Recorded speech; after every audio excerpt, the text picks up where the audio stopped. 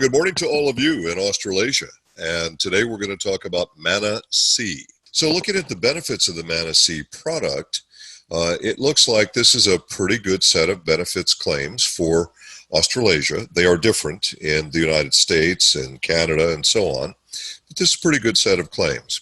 But what I'm going to do today is what I typically do for you folks, and that is I'm going to actually go through the ingredients of the product and talk about why these ingredients really make this a super product for its purpose.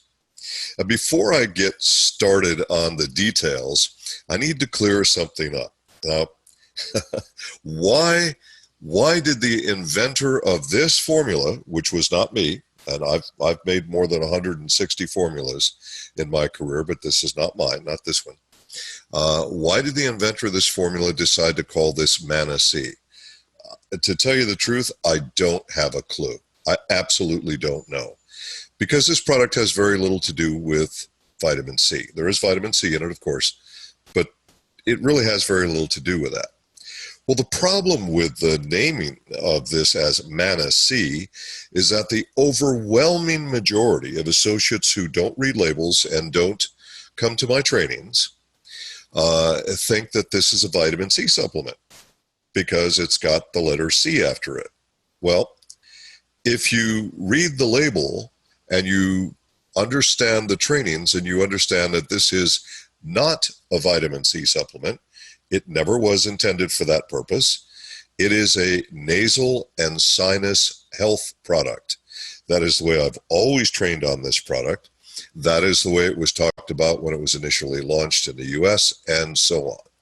So this is a nasal and sinus health product, which is why I suggested that we talk about Manna C at this particular time of the year in Australasia. This is a great time to be talking about sinus health and nasal issues, isn't it? Sure, of course. So for those of you who've been buying Manna C thinking it is a vitamin C supplement, well, stop it, because that's not what it is. In fact, the highest content of vitamin C in any Mannatech product is in Catalyst. Depending on age and gender, the minimum requirement of vitamin C daily will be between 60 milligrams and 90 milligrams, 60 to 90 milligrams. This product has 54. It is clearly not a vitamin C supplement. Okay, so everybody get that out of the way, and let's talk about what this product really is. This product is a nasal and sinus health supplement, and a darn good one. I'll tell you what, you've got a really powerful product in Manna C. As of today, you will know, and then it will be up to you to correctly direct other people so that they know what this product is really for. Okay? Well, let's go down the list of ingredients. There's so many ingredients. So alphabetically, the first thing that you would see on the label, so these are not in order of how much, how many milligrams, and so I'm just doing alphabetically. So aloe vera inner leaf gel powder. When you see those words, what it really means is Mannapol. Mannapol is Mannatech's exclusive, incredibly powerful mannose from aloe. There is no other mannose from aloe that can even begin to compare with this. In fact, some of you may have seen, and I know that these videos I'm about to mention are still on Facebook.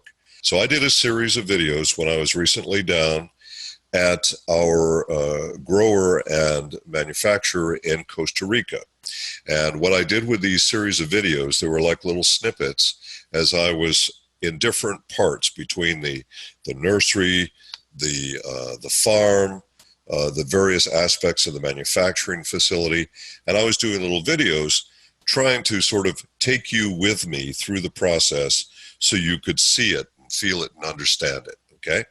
And those apparently have been getting a whole lot of views. As I say, they're on Facebook. They're also on the, I think the Mannatech main page. And one of the things I talked about on that was the exclusivity of Manopol and how tremendously powerful Manopol is versus other mannose from aloe products. Now, mannose is the functional component in aloe vera that makes aloe vera do what aloe vera does. And with this in mind, you want the most powerful one you can get. Our exclusive process, no one else on the planet does it. Now, if you did watch that series of videos, what you saw is my announcement that we are not just over 1 million Daltons. Our process is getting so good. I mean, it just gets better and better every year with Manopol. It's getting so good that we are now yielding a steady 2.6 million Daltons atomic weight of our mannose from aloe. That is just astounding.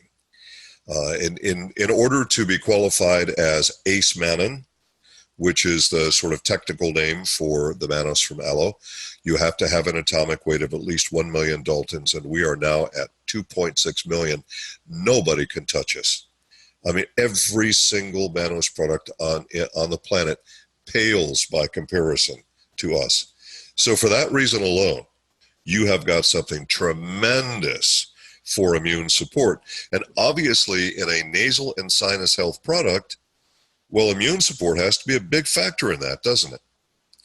Now, our Manopol also contains galacturonic acid, glucuronic acid, galactose, arabinose, fucose, glucosamine, fructose, rhamnose, and xylose.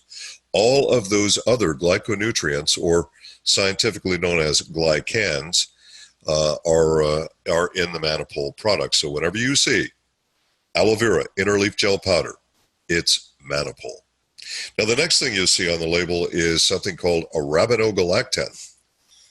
We use the premium form of arabinogalactan, and we are the only company on planet Earth that uses the premium form of arabinogalactan because we have an exclusive legal agreement with the only company on planet Earth that makes arabinogalactan.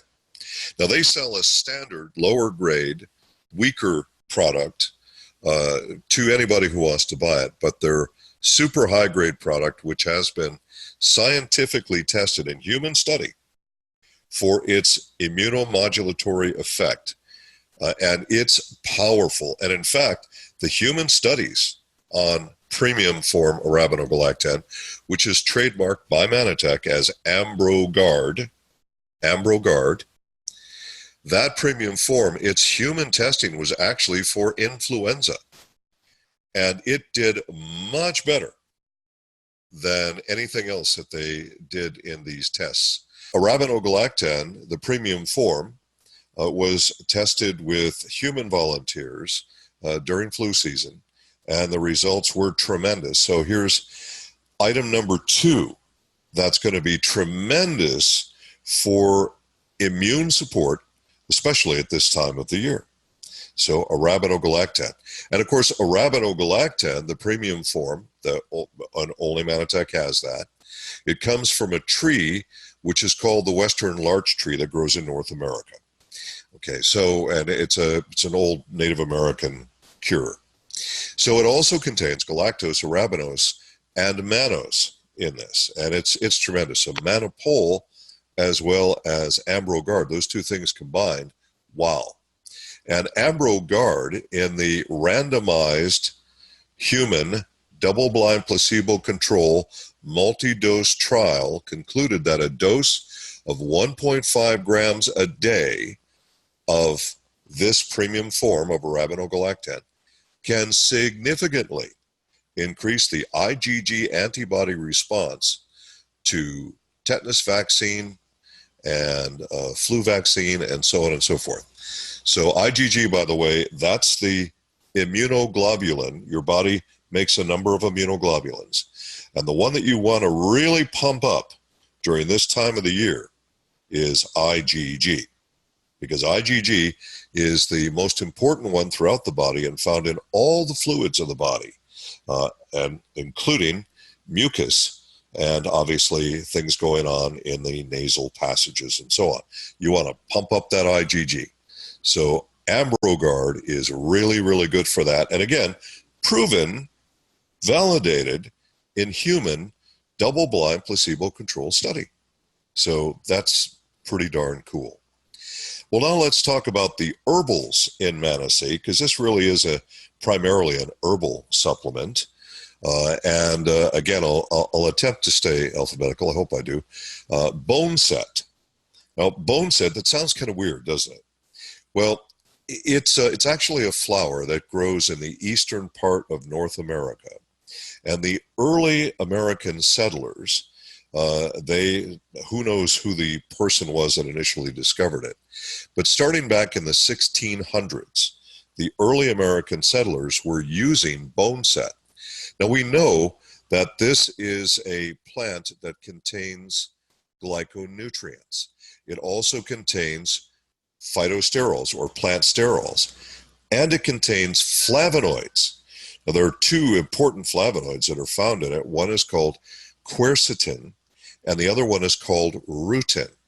Now, if you're having problems with all that stuff that goes on in your nasal passages when you're, during this time of the year, well, then you really can benefit from the extra rutin, especially you can benefit from that. The traditional use of boneset is actually for flu and for bronchitis. There are also a number of documented incidents where people have used boneset to help them with something that does occur in Southeast Asia, dengue fever. And it's been used also traditionally with pneumonia. And interestingly enough, for joint pain. So boneset is a pretty interesting herbal to put in this product. Now, it does have some other benefits. So, generally I would say for cold and flu, boneset. I mean, that's just kind of simple. Okay, that's what you want to do. Now, the next ingredient's kind of funny to talk about it.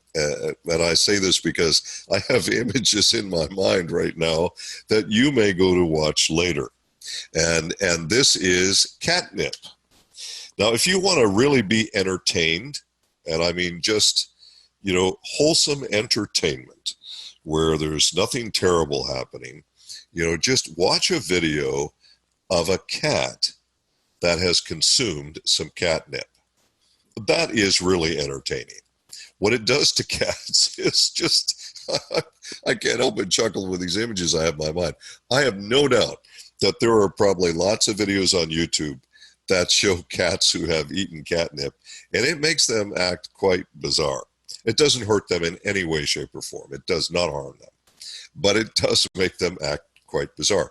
Now, you might say, well, if it does that to a cat, is it safe for me? Well, for those of you who say that, I would say to you, you may have noticed that people and cats are different. And we have very different biology. And so what affects a cat one way may affect a human another way. It's very interesting that this was first reported, so I can't document if it was the very first time ever used, but first reported by ancient people in the country of Kazakhstan. And in Kazakhstan, it has been used traditionally as an herbal tea. And it has a number of, the people of Kazakhstan will tell you all kinds of benefits that it has. Well, let's talk about the things that we can talk about, that makes sense. It has been used, and I think was initially used by the people of Kazakhstan as a remedy for insomnia. And it can help a lot of people with their sleep and anxiety and sort of general nervousness. It has been used for migraines, or I think you say migraines down there.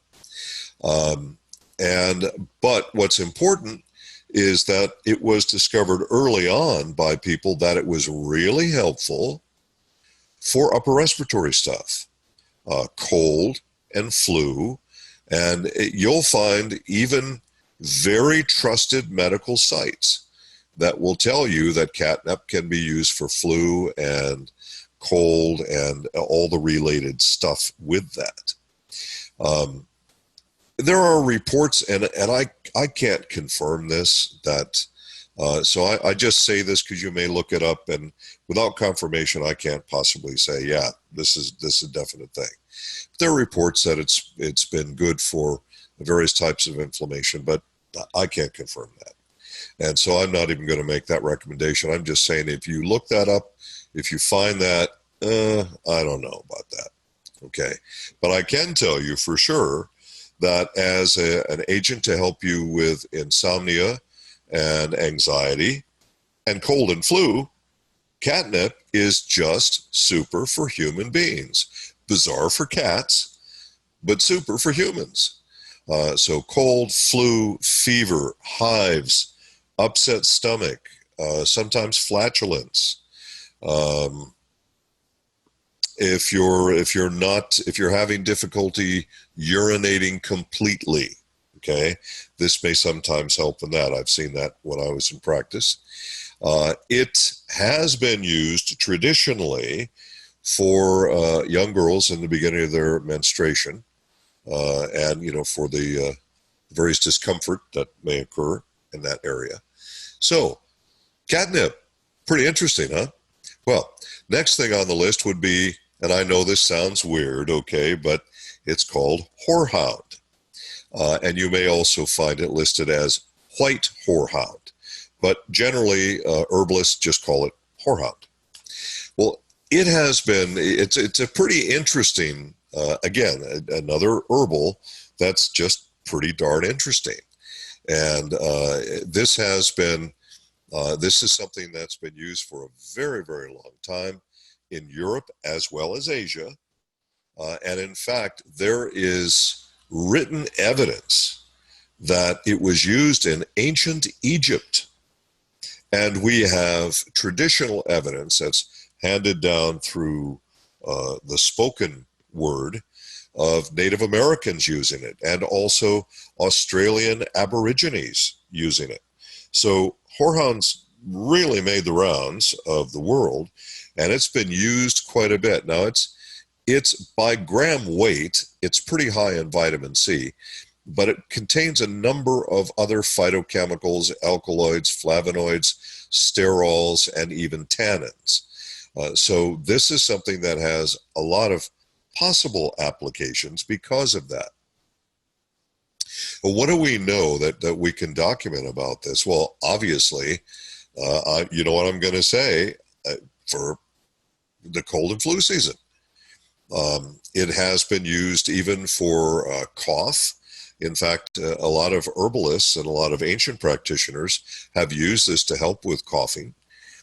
It also has been shown in a number of different studies to be good for indigestion and bloating, and sometimes bowel regularity. So it's got a lot of important uses, upper respiratory stuff, and cough.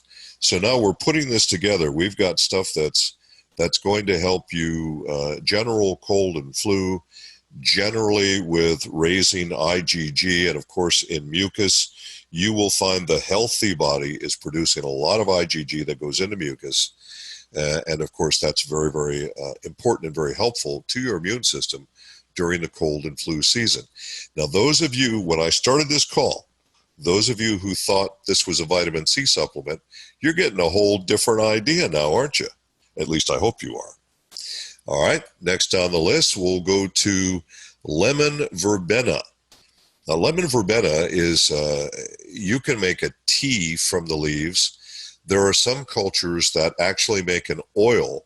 They take the leaves and they crush the leaves very, very tightly to get the oil out of it, and make an oil that they ingest orally as well.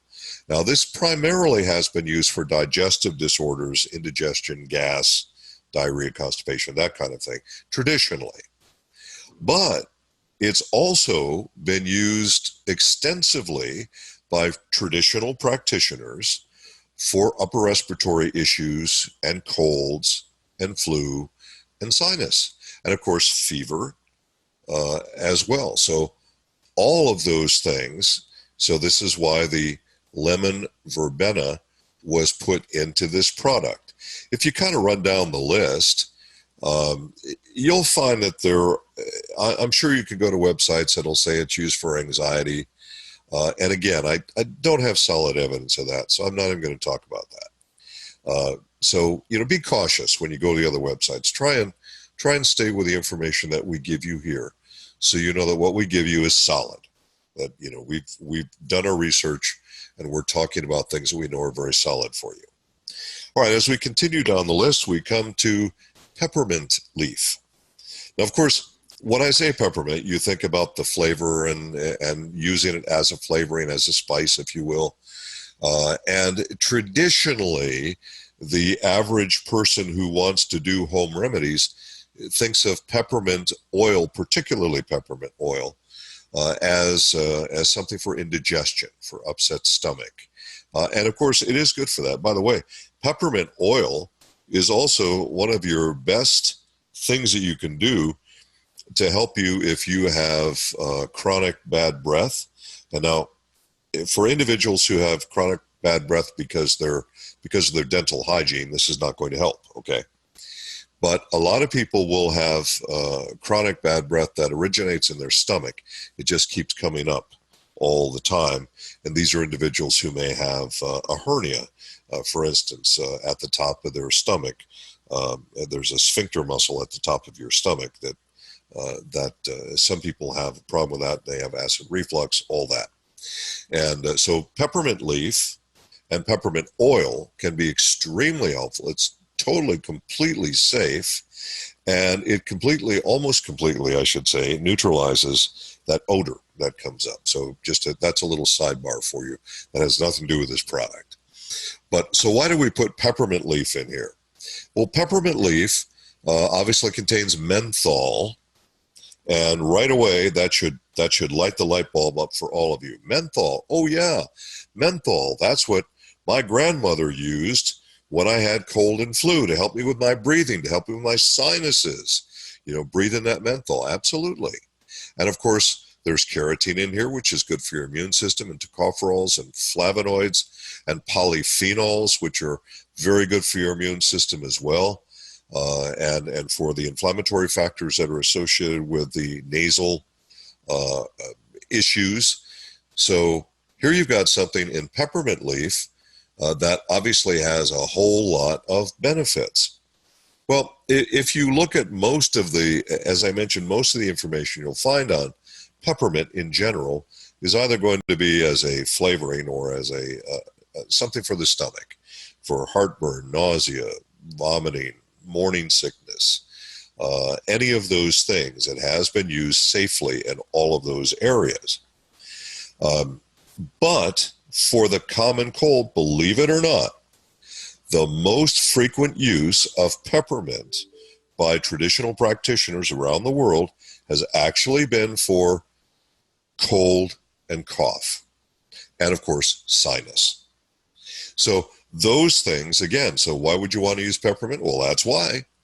And are there other things that you'll find if you try and look around? Yeah, sure. You're going to find lots of stuff about peppermint, besides the fact that it's extremely safe. And for some people, it helps with their bowel issues and so on. But it's in this formula for cold, cough, sinus. Okay, that's why it's there. And if you kind of run down the list, you're going to find a number of things that you may find interesting, but I don't want to talk about stuff we can't document. And before I forget, catnip. There's a warning on the label, and I think it's in every country. I may be wrong, but it should be in every country, that says do not take this product if you're pregnant. And the reason for that is the catnip.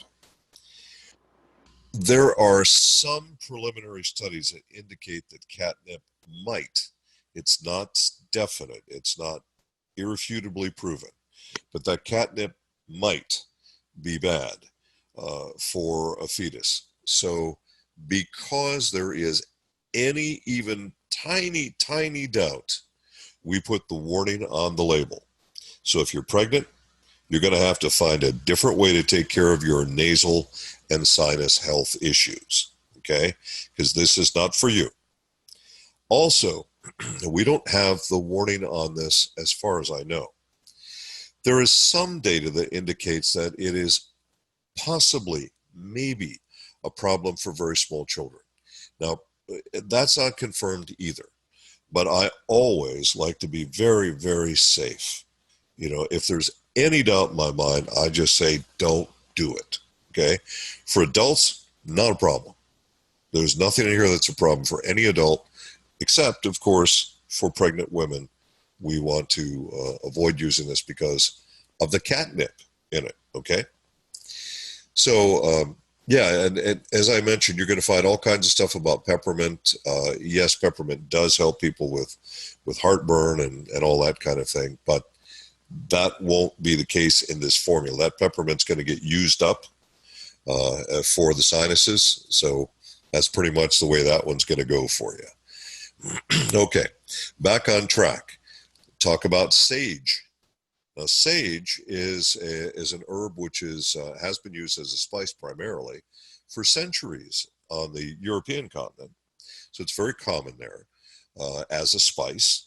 And of course, it's used around the world as a spice now. But, you know, for centuries, it was only in Europe. And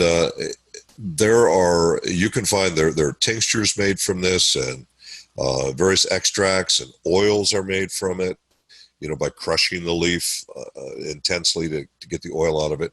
Well, what's in it? What makes it good? Well, there are polyphenols. Again, the polyphenols are antioxidant compounds, many of which also have anti-inflammatory properties. It contains bioflavonoids, which of course is very good as antioxidant and immune support. Beta-carotene, which is provitamin A, and that means that when you consume beta-carotene, your body decides if it needs some vitamin A, it will then turn that beta-carotene into vitamin A. If it doesn't need extra vitamin A that day, it won't do it. So beta-carotene is very safe in that respect.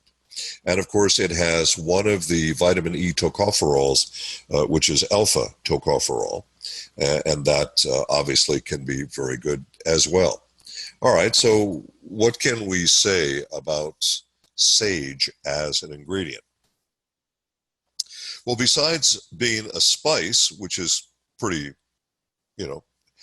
common, as an herbal, if you're an herbologist, if you're a naturopath, if you're a traditional practitioner, you're going to look at sage for things like flatulence and stomach pain and diarrhea, bloating, heartburn. That'll probably be the first things that you'll look at this.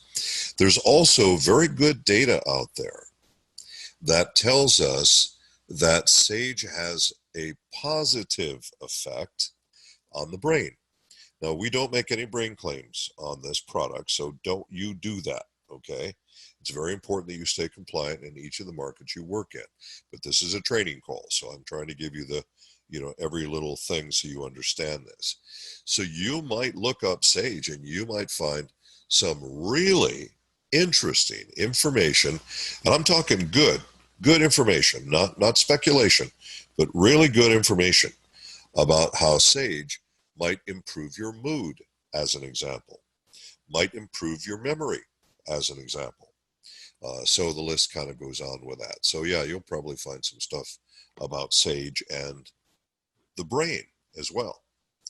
It's also been used, and you may find this on various websites that deal with things for women's herbology and women's needs. You might find information about sage and hot flashes, or sage and the symptoms of menopause, that kind of stuff.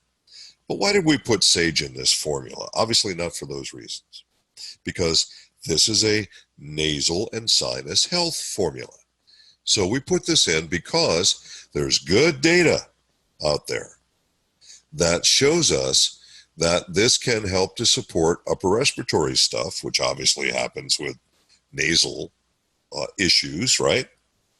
And it helps with the swelling that you experience when you have a nasal or sinus problem, because you want to get that swelling down, don't you? Of course. So that's the main thing. And you're going to find other stuff with it too, like it's good for the health of your gums and, that kind of stuff. And it is. But it's here in this formula, for the purpose in this formula. It is here to help you with the swelling that you may experience during a sinus and nasal health episode. How's that? I'm trying to avoid saying a disease because we don't want to, or a medical diagnosis. We want to avoid those things. So that's why the sage is in this product. And that's pretty interesting, just this particular selection. Now, there's vitamin C in here. Again, there's not enough vitamin C to even meet your minimum daily requirement. If you want vitamin C as a supplement to your health, take Catalyst. Catalyst in most markets, and we do have some variations by country because of this rule and that rule. It makes me crazy with that stuff, because all human beings are human beings, for God's sakes, and I want you all to have the same stuff. But anyway, 180 milligrams vitamin C per 2 tablets of Catalyst. Remember, your daily requirement for vitamin C, depending on your age and your gender, men always need more than women. You will find that your requirement is going to be at least 60 milligrams a day and as much as 90 milligrams a day. And when I made Catalyst, I put 180 milligrams of vitamin C per 2 tablets. So you take your 4 tablets per day, you've got 360 milligrams of vitamin C. Now, folks, that's a vitamin C supplement, okay? Manna C is not a vitamin C supplement. Catalyst is. You're just getting a ton of vitamin C in Catalyst. So, if that's what you've been buying Manna C for, well, switch over to Catalyst and you'll get better results, okay? So the vitamin C that we're using in Manna C is a combination of acerola cherry, which acerola cherry is a common fruit in the tropical regions of the Americas. Primarily Brazil is where we harvest most of it. And we also have vitamin C from the Australian wild bush plum. And of course, you folks know that comes from northwestern Australia. So this vitamin C, and by the way, let's clarify something else here. Sometimes people think I'm raining on their parade because I want to tell them facts, okay? Well, you need to have facts, folks. I know that stories sell. I get it. I understand it. But I want you to have accurate facts. Folks, it really doesn't matter what your source of vitamin C is. It actually does not matter. Because the vitamin C molecule in acerola cherry and the vitamin C molecule in the Australian bush plum is exactly, precisely identical. There's no difference. Well, why did we do what we did with the Australian bush plum? Our first chief of science thought it was a pretty interesting story, and he found an opportunity to try and help the Australian Aborigines monetarily there as well, because this stuff is harvested on their land. So, but the stuff about there's more vitamin C by gram weight in a bush plum than there is in acerola cherry, that's a true statement. It's absolutely true. But why would that matter? If you're going to have 54 milligrams of vitamin C in the product, why would it matter if there's more in bush plum than there is in acerola cherry? It doesn't matter at all. And the molecules are precisely, exactly identical. So no difference whatsoever. The function is absolutely the same. Now, one of the reasons I let you know that is because a day may come when we only have vitamin C, say, from acerola cherry, because acerola cherry is in tremendous supply and bush plum is not. And, if the company grows to the level that I hope that we will grow to, there won't be enough bush plum. But we're not going to run short of acerola cherry. That's pretty much a certainty. We're not going to run short of that one. So why is the vitamin C in this formula? Obviously not as a vitamin C supplement. Obviously not. Why is it there? Well, when you have a sinus reaction, you're producing something called mast cells. Vitamin C is absolutely critical in the process of stopping a histamine reaction. Now, folks, you can't, and again, this is a training, not an advertisement, okay? And you cannot say this is an antihistamine, okay? So listen to the way I say this for you. Vitamin C is critical in stopping histamine reactions, okay? So that's why the vitamin C is there. That's the only reason it's there. Now, vitamin C, of course, is very good for your immune system, naturally. But it was put in this product for the purpose of histamine reactions. That's why it's there. And so with that in mind, I mean, gosh, entire books, huge books have been written on vitamin C. There's so much data on there about how vitamin C is, helpful for so many aspects, not just of your immune system, but, for your joints. And I mean, the list goes on. We could spend 2 hours on vitamin C. But understand, the amount that's there is on purpose. That ratio to the herbals, that ratio is important. That's what we tested to get our best nasal and sinus health response. Okay, so that's what that's all about. All right, so carrying on, getting to a yarrow. A yarrow is another plant, and so as I said, this is primarily an herbal supplement. And a yarrow is another plant, and this was common only to ancient Greece.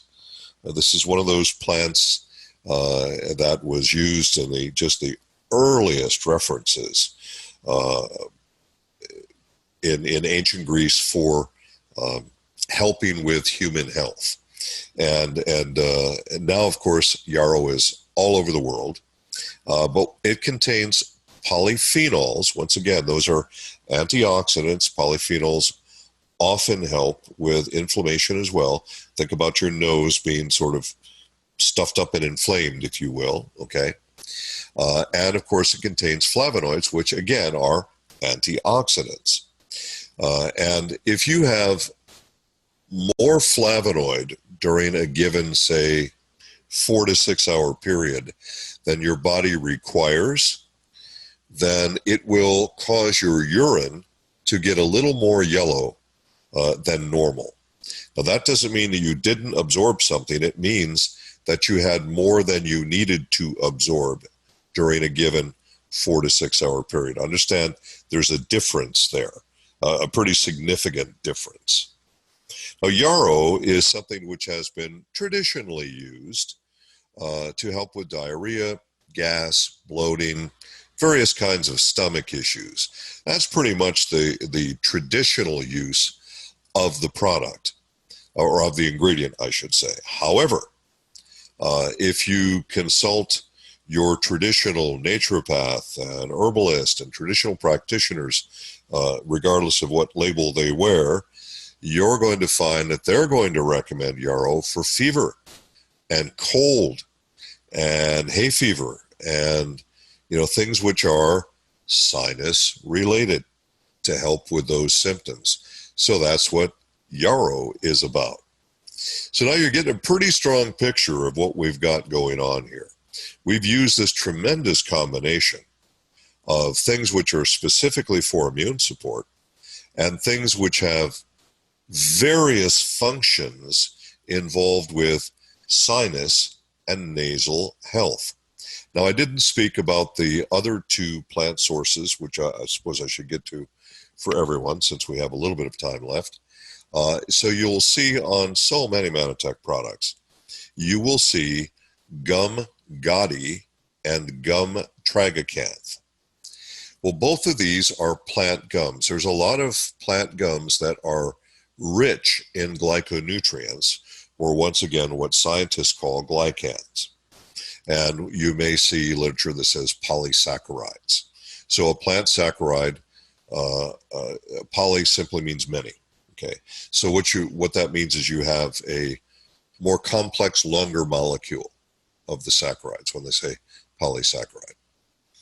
Now, in gum gatti, there are various glyconutrients. There's arabinose, galactose, mannose, xylose, and glucuronic acid. All of those in gum gatti, and we use gum gatti as a source for some of the glyconutrients in our ambertose product. And this is why on a lot of Mannatech products you will see gum gatti and gum tragacanth. Well, gum tragacanth actually comes from a flowering plant which is called astragalus. Now, many herbalists use astragalus on a regular basis, and astragalus is great for immune support, and it is great for immune support because it contains so many glyconutrients. It contains galactose and arabinose and xylose, fucose, not to be confused with fructose, this is fucose, rhamnose, and galacturonic acid. All of those are contained in the herbal called astragalus. And the technical name for the gum from astragalus is gum tragacanth.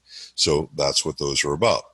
Now, of course, this product is also a product which meets our current direction in marketing, although this is not one of our newer products. It is gluten-free.